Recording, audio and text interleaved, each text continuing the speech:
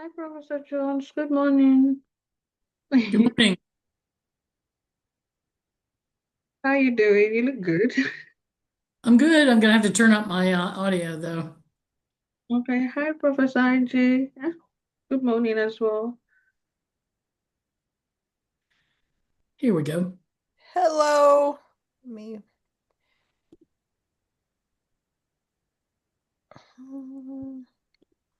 let's give you a better background here. That's pretty awful. Hold on. I must have something. Uh, I have the best one yet, but I won't keep it up. Oh, there you go. Good for I you won't keep it guys. up, I promise, but it's got to happen for a second. I had 2 degrees from Florida State and we hate Miami, so that's Oh, fine with yeah, me. yeah. I went to law school down in New Orleans, and all my friends are like in the same spot as you. They're all like, we hate Miami. That a little better? Not, Yeah, yeah, that's good. probably.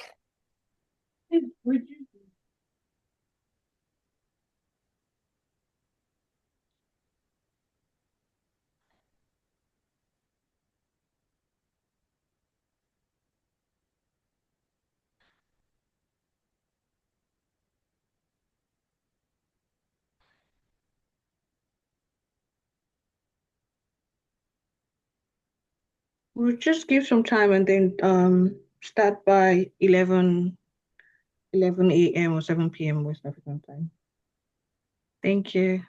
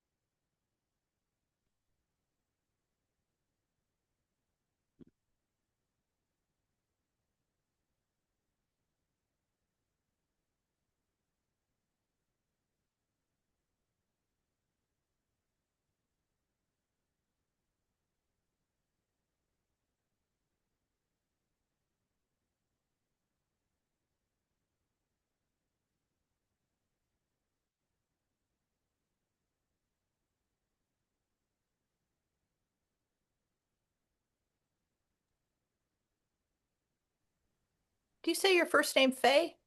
Yes, that's right. Are you coming over to Privacy Law Scholars?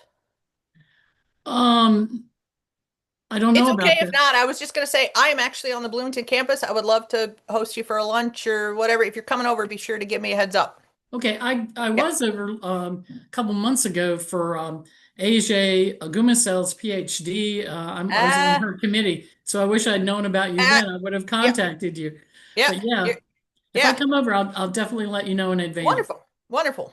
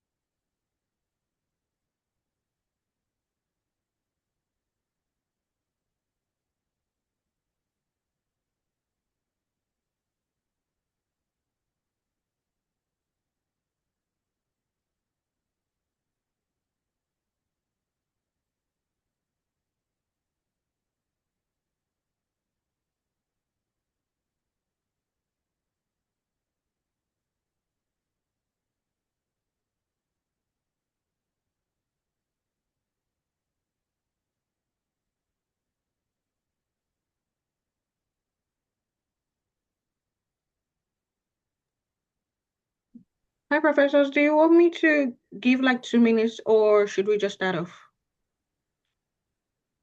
I think we can go ahead and start. And since there are so few of us, I'd be just as happy to dispense with professor as a title. Okay, Yeah, thank, thank yeah. you. Okay, starting off now.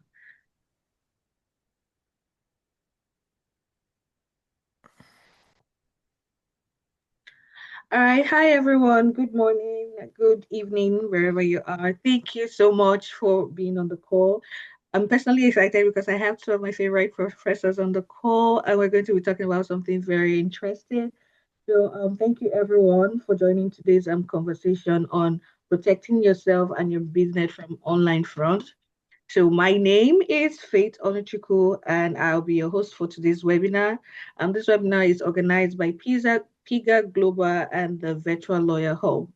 So joining us today, like I said, are two distinguished professors with deep experience in privacy, security, and fraud-related issues. So we have Professor Jones, the director of the Albert E. Jenner Law Library and a clinical professor of law at the University of Illinois Urbana-Champaign. She teaches legal courses like privacy and cybersecurity law at the law school. So thank you so much, Professor Jones, for finding time to be here with us today. Thanks. And the, and then we also have Professor Anjanette Raymond. She's an adjunct professor of law at the Maurer School of Law, Indiana University, and the chair of the Business Law and Ethics Department. Her work also sits at the intersection of law, ethics, and technology. So thank you also, Professor Raymond, for being on the call. I appreciate you. So to start off this call or this webinar, we'll just start by I'll start by asking a few guiding questions to our panelists, and then towards the end of the session, we'll open the floor for audience questions. So everyone feel free to jot your questions down and ask them because these are experts. So you have like the best people on the call. So please ask every questions and any questions that you have. So I'll just start the first question by throwing an open questions to both of you professors um, to tell us, I mean, in your opinion, or what is online fraud and why should individuals and businesses be concerned about it? So anyone can start off. Go ahead, Angie. Okay, so first, thanks for having me. I always enjoy doing these type of things. I find, sort of rolling up your sleeves and digging in on this is the best way to have these conversations. So thank you for this. So online fraud's this really large category, and but today most people, I think, would sort of categorize it as, phishing scams, fake online stores, identity theft, right? There's a lot of stuff that sort of gets lumped into this category. But in my opinion, the reason you care is, depending on which category you fall in, individuals or businesses, it's trust or apathy, right? The e-commerce world, and more broadly, digital communications more broadly, is really based on a lot of duct tape and trust. Mhm. And if we can't trust the environment, we're sort of messed, quite honestly. There isn't like this global, police force that we can call and, look into this. So, anytime you have these type of activities that take over and begin to lead the narrative in conversations, you really start to erode trust. And it doesn't matter if you're a small business or, Amazon, quite frankly, you have to focus on trust. And then the other side is apathy, right? We run the risk of just being so accustomed to losing information all over the place that we don't try at all. And that's really dangerous as well. And those two things to me juxtaposed, are really what, sort of the framework of how law and regulation needs to focus on that. Faye? I'd build on that by saying that, and it is true that there's all kinds of online fraud and that trust is at the center of everything. But we also need to apply the Ronald Reagan principle of trust but verify. And Mm. so just this morning, for example, I was watching a video and it was supposedly about the holy diabetes oil cure this doctor came up with. It looked like Dolly Parton and Morgan Freeman, and it had CNN and the Cleveland Clinic and all this other stuff, as logos below. It looked like the real thing. I watched it for about 20 minutes and then I said, maybe I should check this out. I don't know. I don't think this could be real. And sure enough, it wasn't. And so it's that kind of thing where you might buy something that you think is from a legitimate sale for seller for something that actually works. So that's not true. And then there could be other kinds of things like smishing, which is fake text that try to get personal information from you. And so all of us, if you live a modern technology-enabled law, are targets and businesses are as well. The famous bankrupt, all right, get it right, Faye.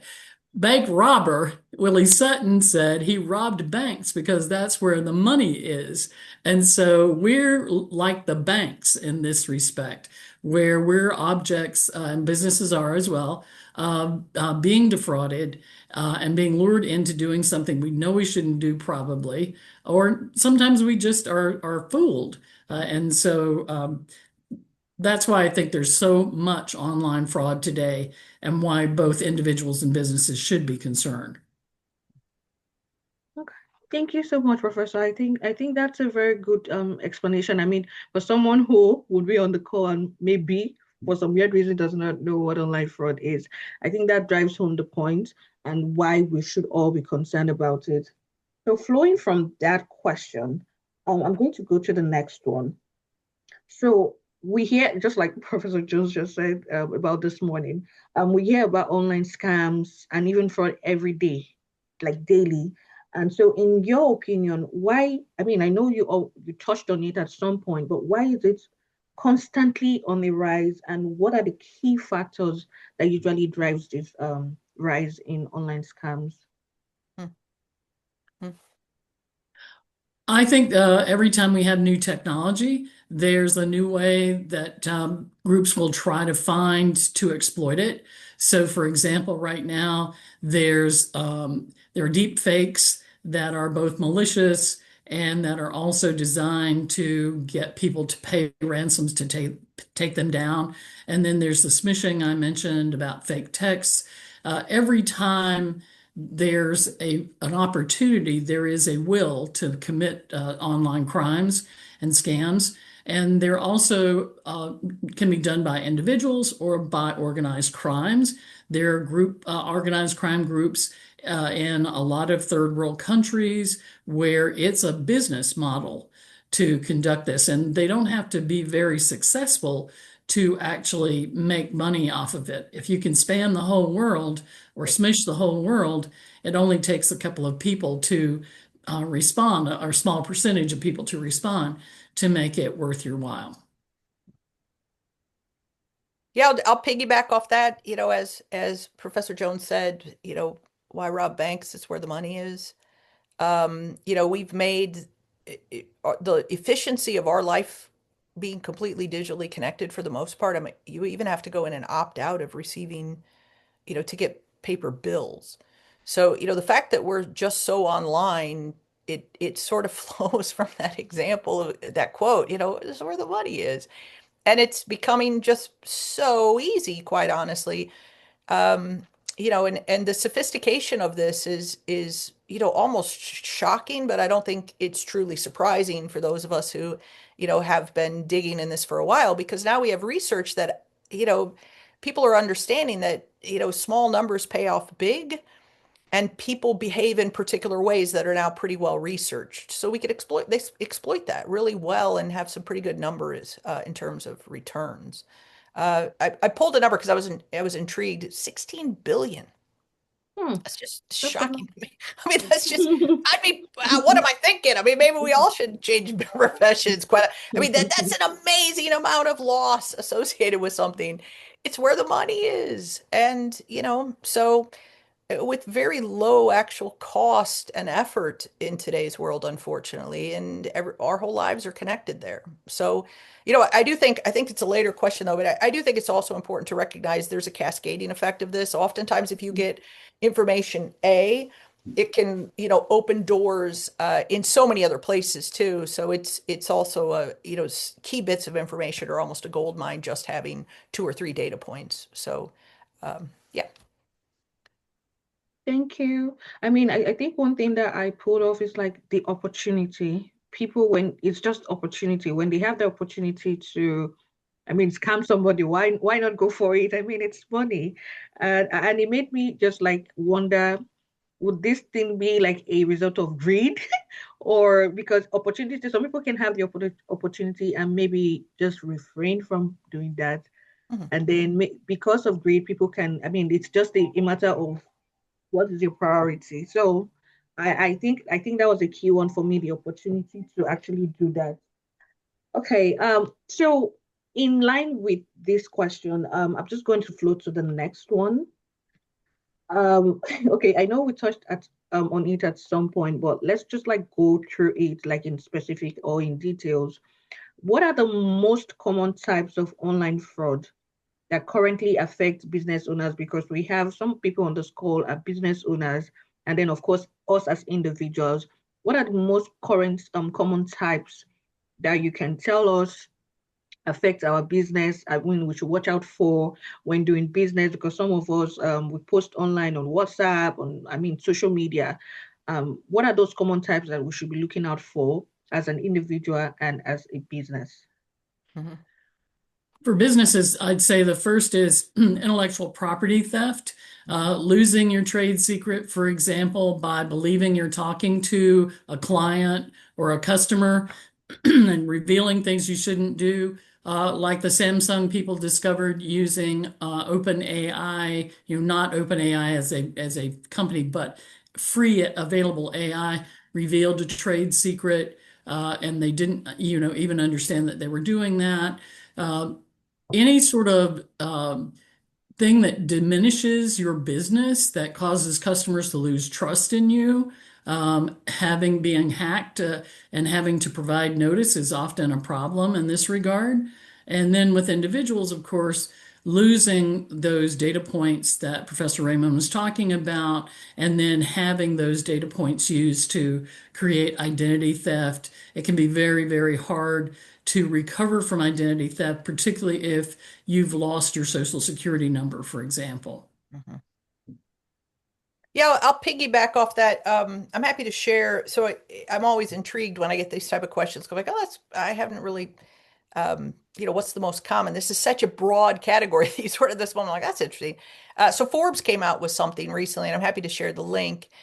I will tell you, reading through the article, they mentioned some stuff that it might be most common, but for small business, I'm not sure that's, so do, sort of read it with a first blush of understanding. A lot of what they're talking about is, bank account hijacking and some different stuff like that. So, um, I do think it's important, what is going to be most common in the context of small business or individuals is probably not these massive things. They're going to be more simplistic things. So you're going to, um, have lost a credit card number, a data breach that's allowed people to have access to things because you clicked on a fish and, you start typing in the whole everything and you know, those type of things. A small business is going to suffer that at the hands of that as well.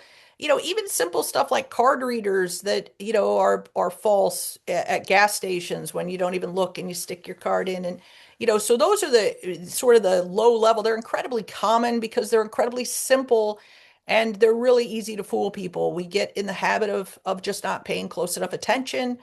Ben, Um, and so to me, those type of things are the ones that I would be, if I was a small what? business or individual, I'd be focusing on, and Forbes leans into the big bank heist type of stuff. And I think for a small business, something as simple as being sure your Square reader is actually in your control and possession without leaving it sit somewhere. Things like that can be Sorry, I'll figure it out. pretty helpful. Right, thank you so much, Professor. Before I continue, please, if you are not speaking, if you're not the professors, for now, for now, could you please help us mute so that we don't interrupt them while they speak? Thank you so much. And I really like the fact that you mentioned some of those common types of online fraud that affect businesses and sorry, let me that affect businesses and individuals, especially like IP theft, taking on phishing emails. So I think that that's something that will be very important or instrumental for them going forward. Now to just flow of that question, I'm just going to ask, how are new technologies like artificial intelligence, automation, and smart devices changing the way fraudsters operate? Because they are so smart right now, and things are like becoming more difficult to differentiate. So for someone who is not really skilled in the field, it may be difficult for them to tell what's real and what's fake. So how are these new technologies changing the way fraudster operates? Hmm. Yeah, for someone who is not really skilled in the field, how are these things changing that they should be aware of? Hmm. There is a problem, I think, with AI because it is so talked about right now, and so many people are anxious to jump on the bandwagon, but without understanding, for businesses in particular, what return on investment is and how you balance safety and cybersecurity and what those two things are. One of the problems is that so much of AI is a black box. The person using the AI doesn't actually know what it does, how it does, and this can be true for business as well as for individuals. And so there are now consultants who are being asked if they use AI for a business to give over the spreadsheets, the business documents, the policies, those kinds of things. And a business might be providing information that directly helps its competitors and puts its own self at risk. And so I would want to know a lot more about AI before just jumping on the bandwagon. If I was a business or an individual, the individuals, from the other perspective, if it seems too good to be true, that old saw, it is still true. If it seems too good to be true, it probably is. Yeah, I completely agree. And then taking us down a little bit of a similar, but to add a little different take on some of this. I think one of the things all this new technology is concerning for me is that it's everywhere Mhm. and it's almost impossible to turn off. And that ubiquitous opportunity to use it means people think they're using it in a safe environment, and it rarely is the case. I mean, even in my classroom where we now, actually actively teach the use of AI in certain contexts, I'm always surprised, and I have to remind students this is the IU institutional version of this, and it's going to have a lot of additional safeguards on it than the one that you download and you signed up for your own account with your Gmail. And so those type of conversations, when you have to have them standing at a university with a group of students who are literally learning some of this, you're like, what is happening? How do I have to mention this? So that's what actually is beginning to be concerning for me is the ubiquitous nature of this and people not even understanding the difference between an institutional account that might have or hopefully has safeguards and I just signed up for this. It cost me $10 or it's free. Worse, it's free. I'm like, oh, that's a free account. Well, I only have so many questions I can ask. I'm like, yeah, that you're in the free account. Oh my God. Right. So having to have conversations with like, don't upload your client's information in here, and have it summarize it. What are you doing? Turning it on in a meeting with the client, stuff like that. So that's what's beginning to worry about me is that the more it becomes ubiquitous, the more comfortable we get to it, the better the scammers are going to be able to exploit that type of stuff. And that's what really is starting to be truly frightening to me. This is unfortunately probably not going to end well for a lot of different instances of this type of ubiquitous. It's everywhere. I agree with that completely. It's just really irritating not to be able to easily turn it off. And while I've always thought that we should have a privacy revolution, I now think we need an AI sophistication revolution as well, where we say, no, just because it's free is, I'm not going to pick up on using it. But there have also been commercial services like transcription services where trade secrets and client details have been, released on online. And one thing too that I would add is you really cannot trust high-tech companies to genuinely tell you what is going on. And sometimes there have been instances where Meta and some of the other companies have said, no, we're not using that information in this particular way, and when in fact they were. And so there's always something to discover. Caution is the best approach. Okay, thank you so much. I think some takeaway from this for the audience is if it is too good to be true, then it's almost too good to be true. And then of course, just remember it's everywhere. Okay, online scam is everywhere. So just remember when you're like working with your clients data, just remember that online scam is everywhere and you should be like cautious. Okay, do not upload your client's information, especially when you do not trust the site or when it's especially when it's free, and then don't always trust, I mean don't almost always trust high-tech companies to genuinely tell you that, oh, we don't use it, because you will definitely see that we will not use your data or we will not use it to do ABC. But do not almost always trust it. You should always exercise caution when you're using your client's data or even your data as an individual. So I think that's a key take for everyone, especially regarding these questions. And thank you so much for actually pointing that, Professors Ray and Professor Raymond and Jones. Sorry, Professor, I always call you Ray. Sorry. Okay. Okay. Just to flow to the next question. And this question goes a bit into human behavior. Okay, so I know maybe that not necessarily your field in terms of psychology, but in your experience, what emotional or psychological tactics or triggers do these scammers commonly use? And are there particular group that they tend to target more? Hmm. So oddly enough, I'm a therapist. I actually got into consumer stuff because this is like what I love.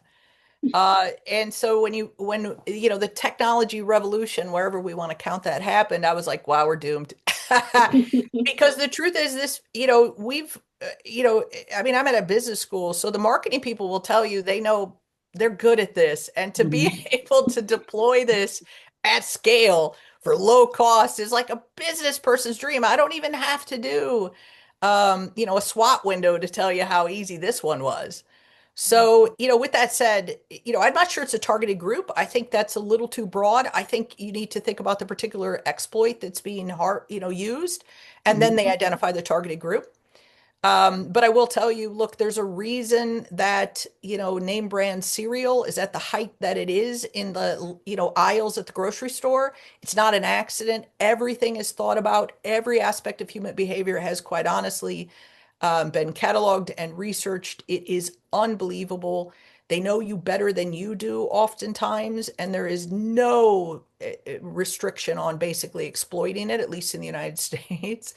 So you should pretty much assume they know exactly what they're doing. It might be the case that, I might be at a school that's had a really big event on Monday. And if I told you how many scam emails I'm not getting to order stuff that has the IU and the Bison and national championship listed next to it, I mean, two-thirds of them, I bet, are dodgy, crappy, not true t-shirts from some weird place.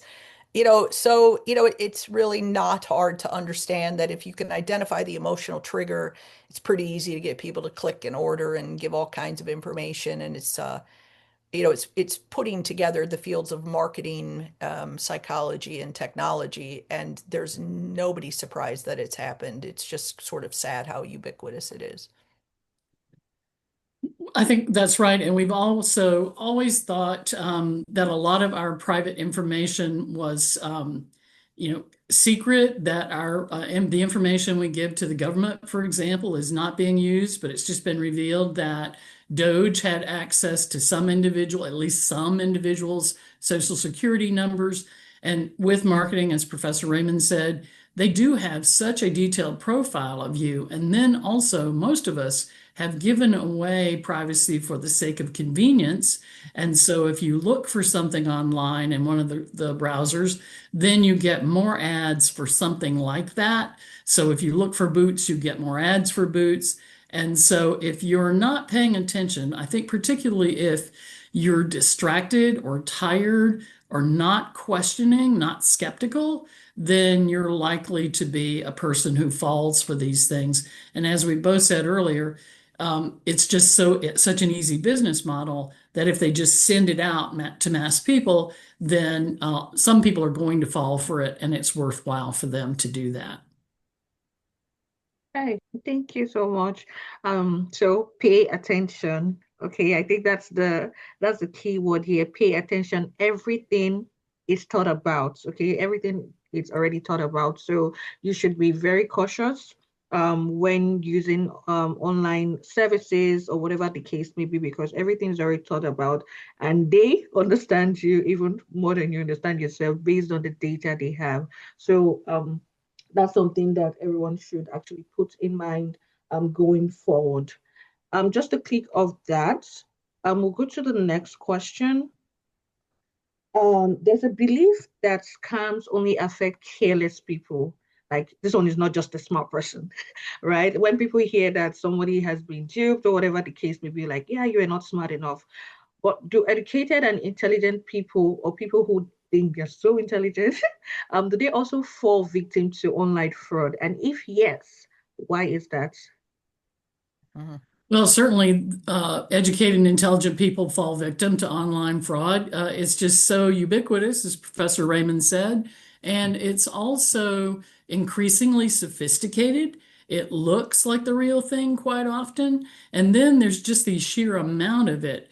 If we talk in my class in privacy law and in AI in the law about whose burden is it to manage all of this information. And if the individual, I ask my students, for example, how many apps do they have on their phone? Some of them have hundreds of apps. They don't use them, but all of those apps are gathering information in the background and quite often selling it to third parties. And we don't know who those third parties are. We don't understand a lot of the things, under the GDPR in the EU, they have some protections. Here in the United States, we're still in the wild, wild west of data gathering. Yeah, yeah. If Yeah, well, yes, completely agree. Let's start with that.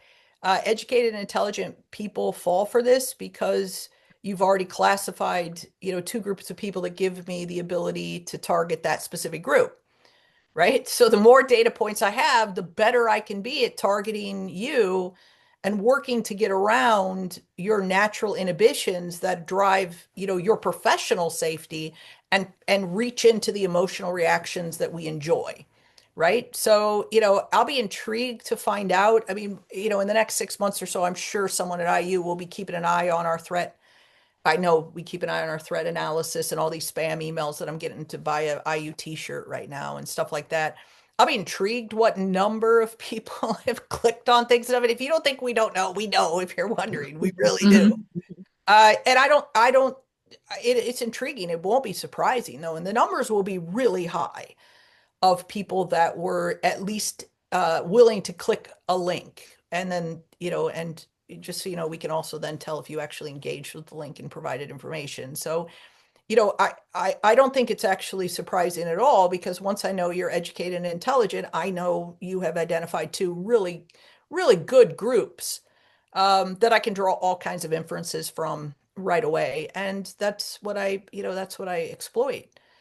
So it actually doesn't surprise me because instead what I can do is use those things to understand that you're one of those thoughtful, maybe logical people. So what I need to do is activate an emotion and that will draw you in, for example. And that's the most simplistic, linear conversation there. So yeah, if I can identify you graduated from university, I already know a data point that I can use against you. Sorry, but it's true. And to add to that too, it also means you probably have some money to spend, Well, and right. so you're a great target. Right, I'm a good target. I mean, the entire state of Indiana has bought crap in the last few days. I promise you. So heck yeah, that's right.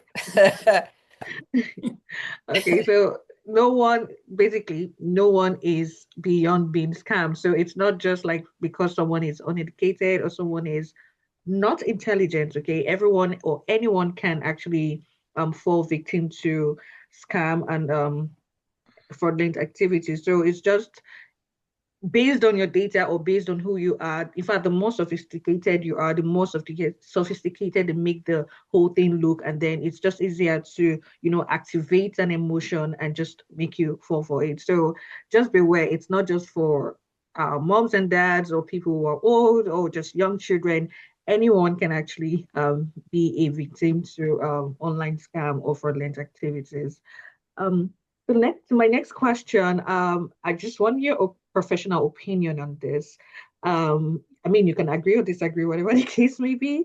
But do you think, like in your professional opinion, is online fraud mainly a failure of technology, or would you say it's more about manipulating human behavior? Hmm, yeah. I think, well, first, again, online fraud is a whole suite of things. So let's start with that. But I think it's a little bit of both, which is cheeky. It's a lawyer answer. We do have to understand, right? It is a lawyer answer, maybe. We do have to understand technology. If you really talk to cybersecurity professionals, they'll tell you, look, it's not that we can't create more robust systems. It's that people won't use them because they're a pain in the ass to log in and stuff too, right? I mean, really seriously, we could be more secure in a lot of key areas, but the truth is people will not use these systems.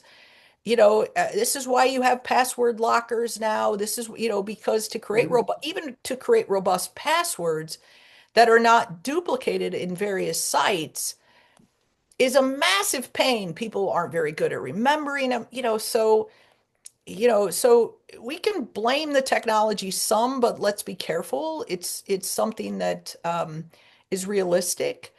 I will say we've known, I mean, I was involved, with the e-commerce stuff because ever ago.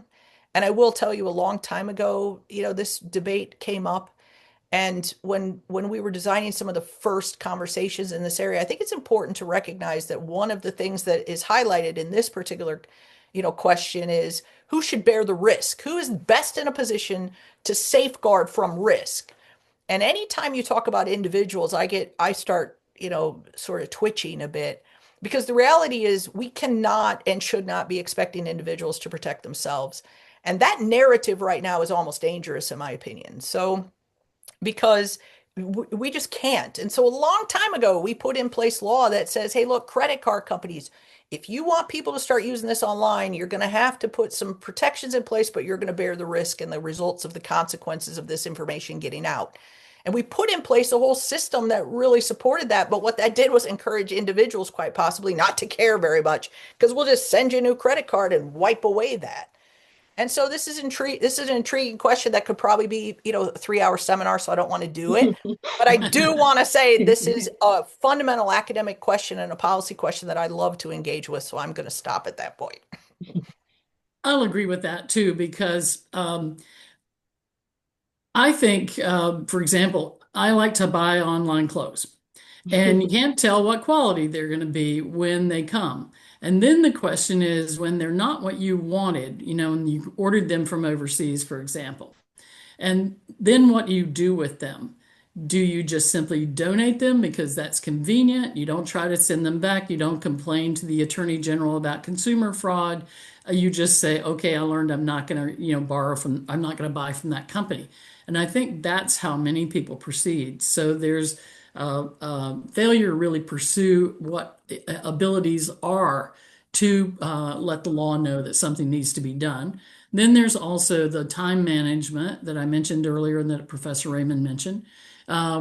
Just managing all of the data that's flowing about you is very hard. That's why businesses have gone to a lot of cyber insurance, and there are legal issues about making sure that you understand what is covered in the policy.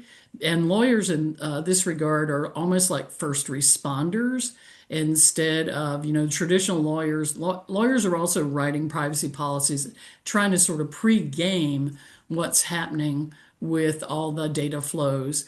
But that's not always effective because sometimes, as Professor Raymond said, people they'll just click I agree instead of reading a privacy policy and trying to understand it. On the other hand, lawyers are writing those to protect the client to begin with, Mm-hmm. not consumers. And so we need a lot more consumer protection, I think, than we Mm, currently have. Okay. I'm not gonna say anything about it because this is a policy question and I don't know so much. So I leave you expert to it. Well, I mean, I feel like everyone is already guilty of just scrolling and just saying I agree when they download like new apps. So I mean, most of us on the call if anyone cares to admit, we're actually victims of that. We just scroll without reading the privacy terms and everything. So, I mean, the expert have spoken. Not, I can't speak more on that. So I'll just go to the next question, which is more like a legal kind of question, sort of. But what options, if any, do victims of online fraud have for recovery or justice? Especially if the scam involves people in different countries. Professor Jones, I know you touched on this, but just to like make it more broad or detailed, if someone is a victim of online fraud, what can they do in terms of recovery or getting justice or remedy? Because we have a patchwork quilt of privacy laws in the United States and consumer protection laws as well.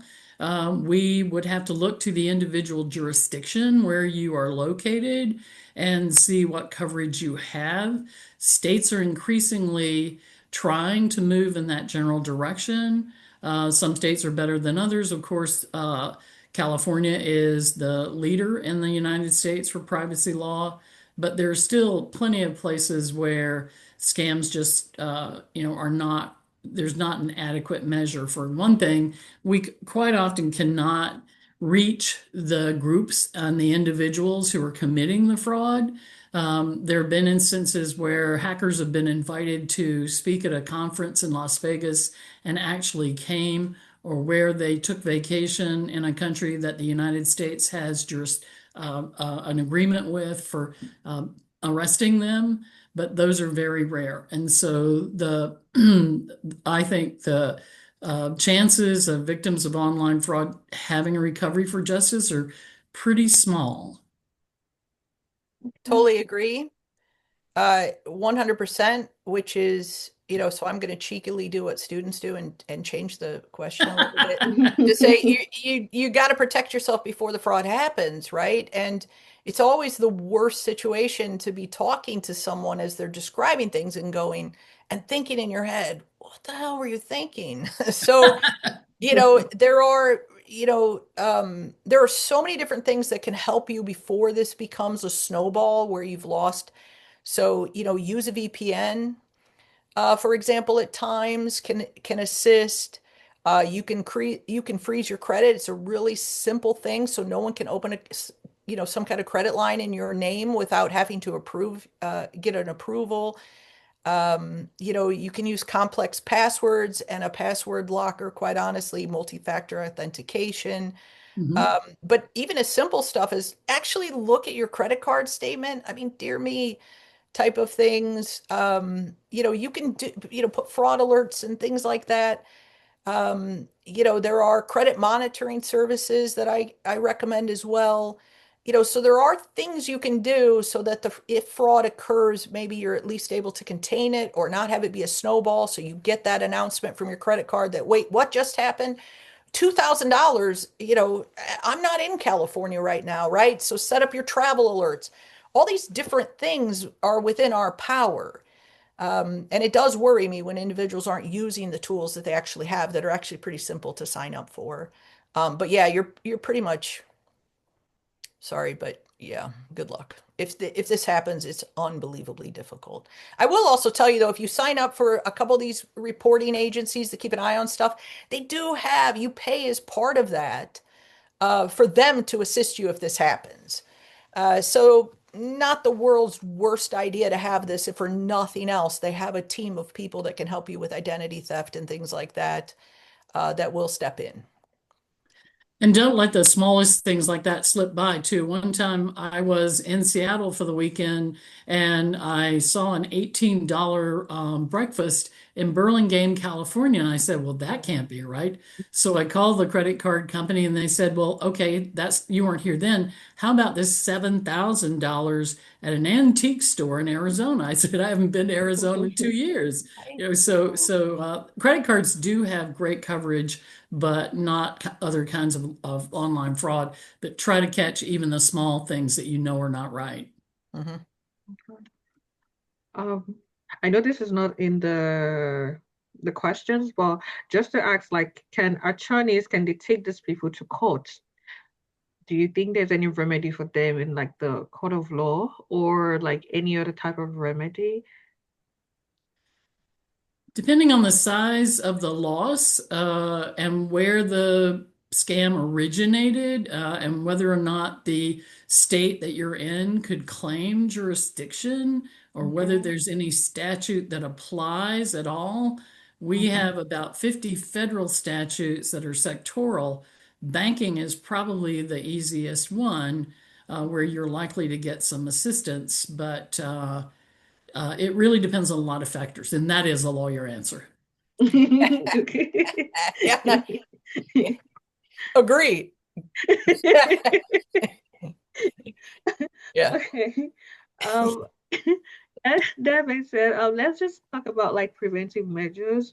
Um, I know both of you touched on it maybe at some point during the questions when responding to some of the questions, but just in detail. So I'm just going to do this maybe in twofold, and we will appreciate you like, you know, talking in detail about this. Um, so Professor Raymond, I would please will be grateful if you can talk about the business aspect of this question. And then Professor Jones will appreciate if you can talk about the individual aspect. So let's talk about like preventive measures. What practical warning signs should people watch out for online? And then what basic step can they take immediately to reduce fraud risk? So Mm. what are the red flags that I'm looking for?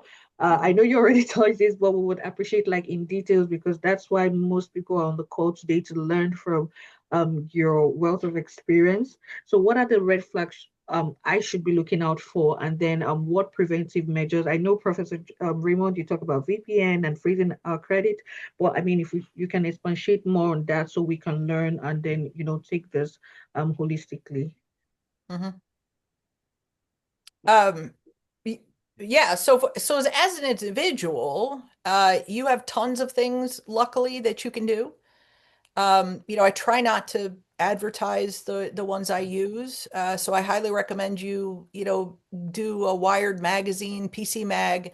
These individuals come out with lists of recommended, providers that you can use, for example, for credit monitoring. So first of all, you should sign up for a credit monitor, right? It was only yesterday I got something from my credit monitor that said your email has been discovered on the dark web. And I'm like, yeah, thanks for that. I'm sure.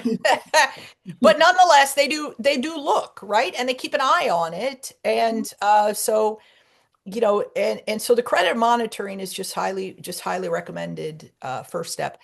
Credit freezing is actually also pretty easy. It puts a barrier between you and people just using your name. to open accounts and stuff like that. I will tell you again, it's one of those that it introduces friction into the system. So now I have to, if someone's opening something and I'm standing there trying to get some credit to buy my new car, I have to, here comes a text message and I got to enter my secret passcode. It's really me, so it is a little bit of a pain. But, I'm at an age where I don't open credit every other day. So, it's not a massive ask. Fraud alerts are big, spending on your credit card is big. Those alerts and stuff can be really big.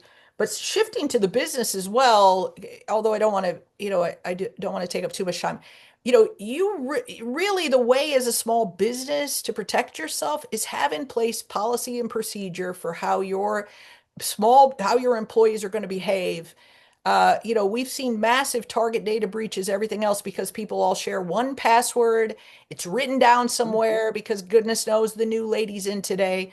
There are 1,000 things that are just overly simplistic that people do to try to thwart otherwise really good technology, privacy, and systems that, they're just like, well, go ahead and use, I heard this the other day, go ahead and use my password. I'm like, holy hell, no.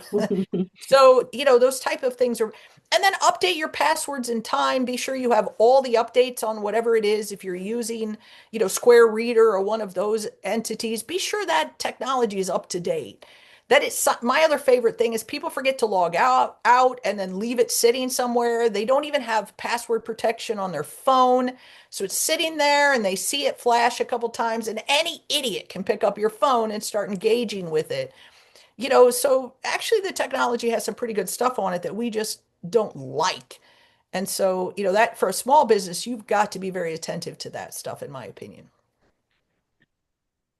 Have a really strong password, which is something we've all been told for many years. But if you remember the theft of the French crown jewels from the Louvre's password was something like Louvre. Right? Um, and then don't loan your credit card. Don't give other people your PIN. I use my credit card from the university when I travel as much as I can possibly, because then they have coverage, whereas it's not going to fall on me individually. And I have a PIN for that I have to remember as well. Um, let's see what else. Yeah, I think that's about it. All the standard kinds of things that you can do to keep people from getting into the technology to prevent the theft and fraud before it happens is the best thing you can possibly do. Mhm. Okay, so you've heard it from the experts, okay, especially that password part. Um, it's just easier for people to like remember. So I'm using Fate 777 for all my apps, for my credit card. It's just you just make their work very easy when you do that. So like the expert has said, please use strong password. And then if you're like worried that, oh, I will not be able to remember all of them, that's why there's a password manager in your devices. So it's just easier to manage your password instead of using the same password for your credit card, for everything, and then sharing your login details or your PIN or your password. That's another thing you should be looking at. So, and this applies to both individuals and small businesses. So thank you so much, Professor Jones and Professor Raymond. Those were the questions that we had. So now we're going to open up for audience to ask questions. I know they've learned a lot and they are already, everyone is already like knowledgeable in that area based off of what you've told us today. So, but we're going to open up for questions just in case anyone have any questions related to this topic that they want to ask. So this is the right time to do that. I'm just going to check the chat and see if there's any question as well.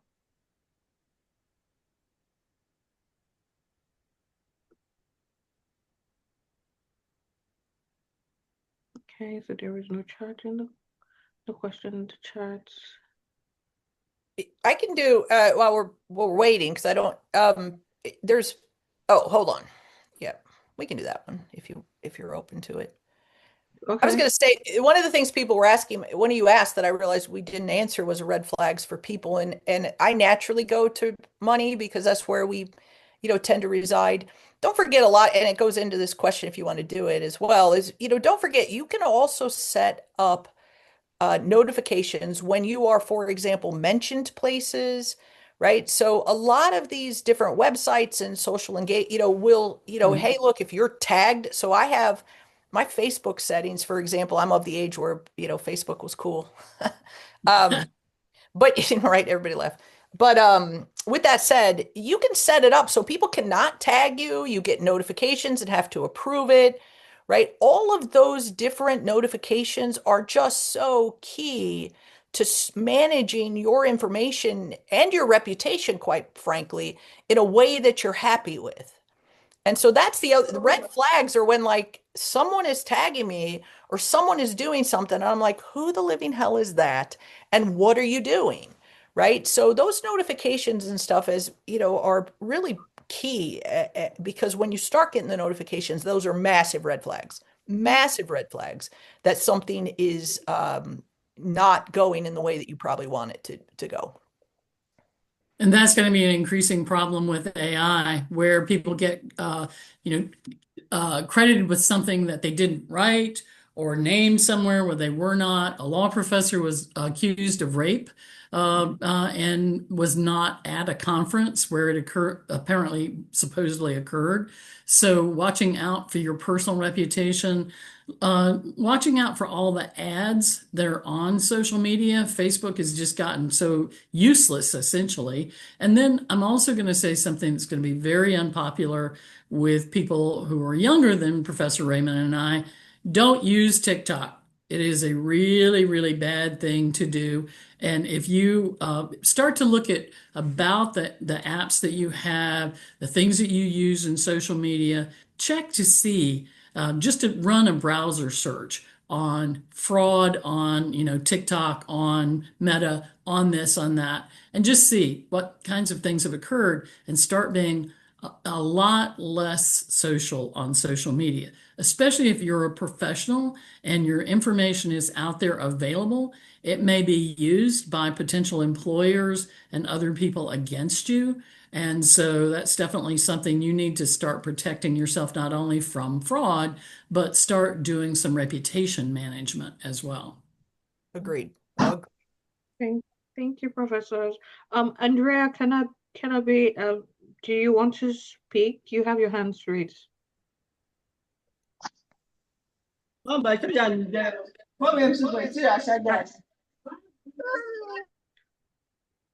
Okay, I will just ask a question from the group chat.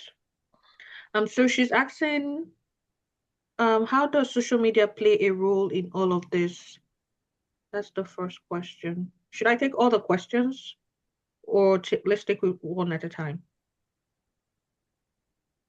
Social media is a cesspool of hell that you Hi, should be hello. suspicious of at no time, every moment. Hi. Probably 40%, if not more at this point, is nothing but bots seeking to repeat and replicate and cause you to just almost be overwhelmed with the slightly different messaging. And it is the worst Hi. example of humanity, I fear. So sorry to Yeah. interrupt. It's okay. Yeah, so I'm on Twitter, but I engage in it and a couple of the others, but I use it professionally. I have notifications coming if anyone tags me. I'm ridiculously careful of it, and and I use it for that aspect of my life, and that's about it, only because I really need to. But it's exploitive and it's probably not going to lead you anywhere that you want to be. And if you're a small business, you really need to be concerned. We've had at least a couple of instances here in Bloomington, Indiana, where someone got captured on a video. The video wasn't true. Doesn't matter. The owners just sold the business within like 45 days of the response that they got, which was hateful, hurtful, and the video wasn't true. So, it's you just I don't know. I see no redemption from this space, I fear. And that's probably too pessimistic. So hopefully Professor Jones can be a little more positive, but I can't be. It's really bad.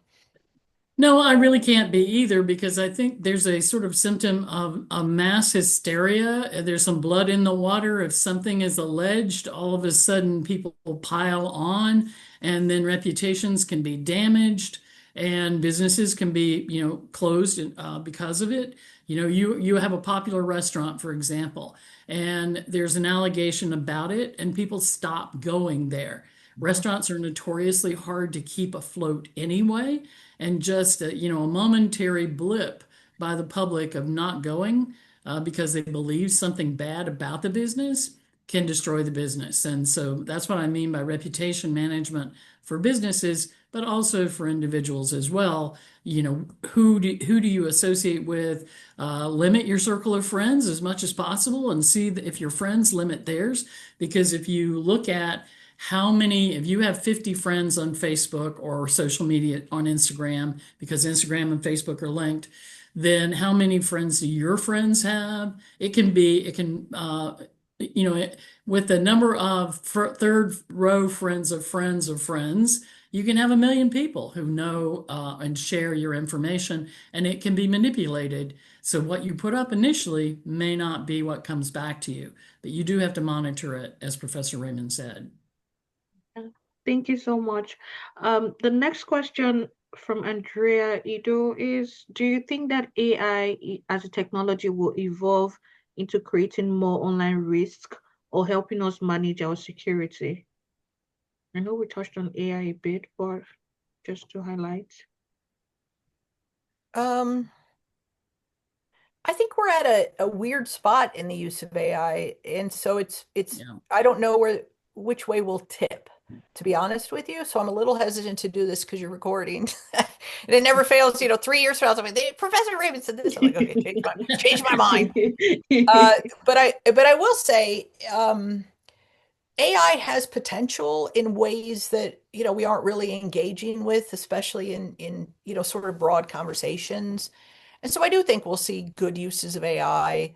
And one of those could be some cybersecurity monitoring and things like that, right? It's sort of they go hand in hand, maybe. But time will tell, I think. So I think right now a lot of the AI we're talking about is, models and Gen AI and writing for us and things like that. And that's like the least interesting use of AI, quite honestly. So I do think we'll see more and more of it maybe being used in the right areas, sort of suffering at the hype curve, like the blockchain. We were going to put everything on the blockchain for a while too. Oh my God, I was so Mhm. sick of that. So I'm hoping we do see the benefits of AI and, stop just thinking it should write, our term papers for us and stuff. But I'm not sure we're there yet. I'd say that that is where I'm at as well. And as far as use of AI in law practice, for example, some people have characterized some AI as being a weak database with a chat GPT wrapper around it. We need a lot more sophistication about what we think the AI is and what it's supposed to do, what we want it to do, but we're not there yet. And how it develops is going to rely on us becoming a lot more sophisticated. Mhm. Yeah. Okay, thank you, professors. Because we're pressed for time, I'm just going to run through the next one. We have just 3 more minutes. So Chico is asking, my question is, how do one better stay protected from identity theft and data breaches for small businesses? Yeah. So I'm going to continue to lean into identity theft is a much bigger category. Um, but really you have to have a process that you follow in place so that you are not doing really widely regarded as not the right choice as it relates to security, right? And so, you have to fight the urge to quickly respond to a text message that you think is from an employee, for example, and clicking on something. You have to be careful that, the convenience of instantly being in payroll with a single click in your face, it's tough, right? But the reality is to stop identity theft, to stop the breaches and stuff, you really have to use the technology and the way it's set up, keep things up to date, And that is going to be a pain in the keister because you're going to trade privacy and protection for quick access to things. So, but you got to stay vigilant about it. And that is not at all what you probably want to hear. You probably want to hear, I contact this number and this will happen. And it just does not exist. We're just not, and I don't think we're ever getting there, quite honestly. It's vigilance on your part. Okay. I agree with that. And I think that the kinds of things that we've always been doing, like auditing who's paying the bills, and keeping track of employees' behavior for a business is really crucial. We know that there are people who embezzle from their employers, and you'd think that in this modern day, that there were lots of ways of governance and business policy, that would be checking on that. But particularly in small businesses, someone who's a trusted employee can misuse that trust, coming back around to the theme that Professor Raymond raised at the very beginning.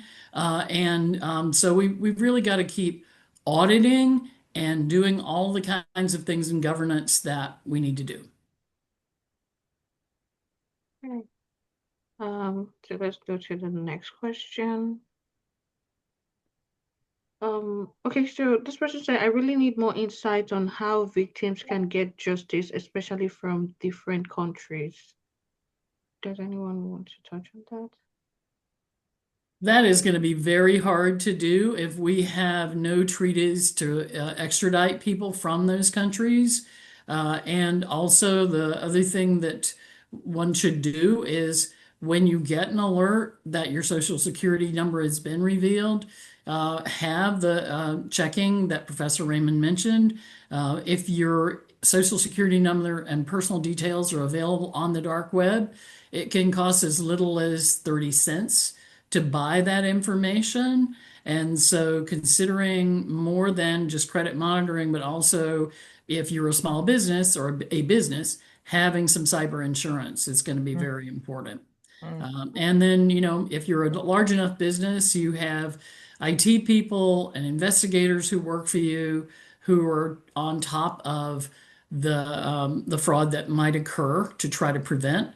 And then also training employees, ongoing training. I have to do training for the university. It seems unbearable because it's so repeatable. It's not just quarterly, it's almost every month, but it's what's required. And maybe technology will come in and save us at some point where we don't have to do, all the multi-factor authentication, all the hard passwords, changing your password, but we are there now, and so we need to protect ourselves right now. Yeah, totally agree. 100% vigilance, training, keep an eye on things. Yeah, it's not the answer you want, I'm sure, but that's really where we are. The ability to recover is very limited in cross-border situations. Yeah, it's probably not the answer you want, but yeah. Thank you so much, Professor. So we are 1 minute past, and I know you are very busy, but we have one more question and then a recommendation. If you have the time, I don't know if you want us to take that. Okay, thank you so much. So quickly, this is the last question. How correct is the assertion scammers cannot be stopped, but what cybersecurity does is to make it difficult for them to execute their scheme? So how correct is the assertion? Yeah, I'm okay with that. I think that sounds pretty spot on. That sounds pretty spot on. I think that's very true, right? Our job is to make it harder. I wish I could say as a policymaker that part of our responsibility is to make it feel less like a victim and give some recovery. Identity theft in particular is the hard one. If you're using it, the other, look, one of the simple things just occurred to me we didn't mention is use a credit card instead of your debit card, right? I mean, use the right technology in the right places because there are systems that can help you so at least you don't lose $10,000 online in a moment, right? So, be strategic, but Yeah, I think that's right. You're just sort of fending off the demons, I fear. And so I think that's what that assertion sort of is getting at. I Okay, agree thank with you. that too. And right now there is a move to say use your debit card because it's going to cost you an extra 3% if you use the credit card. But actually using the credit card, paying that 3% is like a pre-paying insurance. Mhm. And so sometimes you have to, you know, have a little bit of pain to get better protected. Okay, this is just a comment.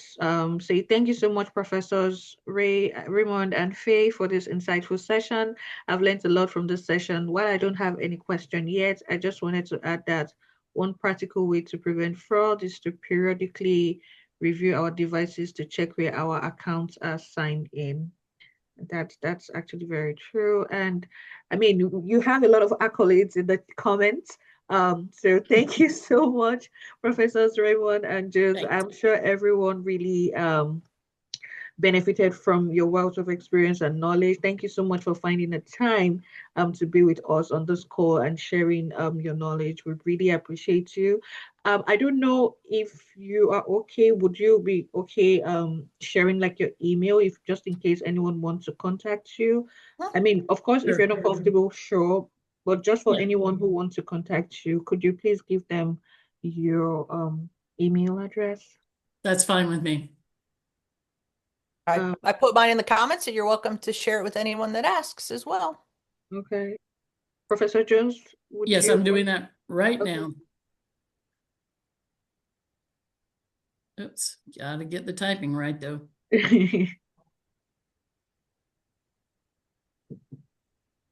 Okay, there we go.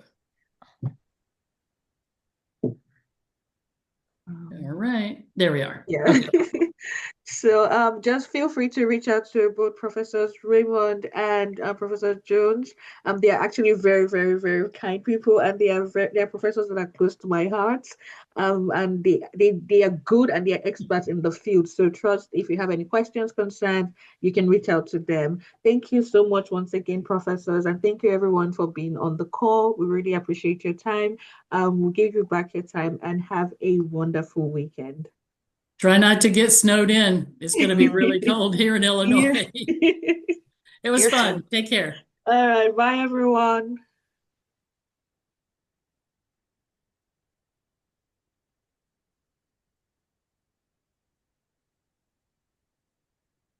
Well, that went well. I liked it doing it. Yeah, it went well. It did. Yeah, yeah. I actually told Faith beforehand, I'm like, I have a feeling I might say ditto. There's a lot of questions. So do you want to? She's like, no, no, let's go ahead. I'm like, okay. Uh, but yeah, that was wonderful. It was Thank very you. good. Yeah, Now off to Pilates and then to meet right. friends before it snows. Before it gets crazy. So it's not starting there yet. It's Not not yet. starting here yet because it'll come through you and then come to me. Oh, yeah, that's right. That's right. It's Best of supposed to, luck. I hope you don't get a foot of snow. We will well, But if survive.